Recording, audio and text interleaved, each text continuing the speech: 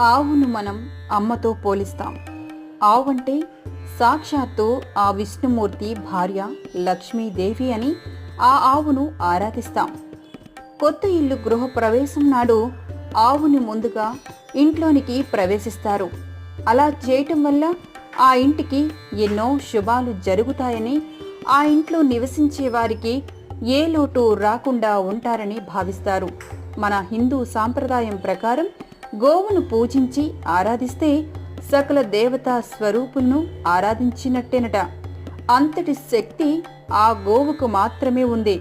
అలాగే గోవు ఆకలితో ఉందని మీలో ఎవరికైనా తెలిస్తే వెంటనే తన ఆకలిని తీర్చండి. మీ దగ్గరలో అరటిపళ్ళు గాని పచ్చని గడ్డి గాని ఉంటే వెంటనే అవి తన నోటికి అందించి ఆ గోవు ఆకలిని తీర్చండి. అలా చేయటం వలన మీ జన్మ